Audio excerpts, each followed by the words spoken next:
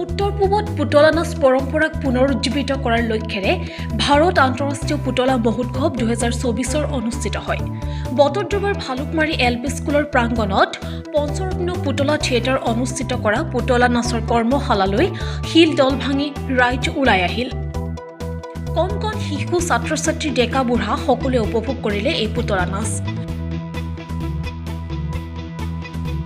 অনুষ্ঠানত উপস্থিত থাকে IACFৰ সঞ্চালক প্ৰধান শ্ৰী বচ্চ সন্দিল্য।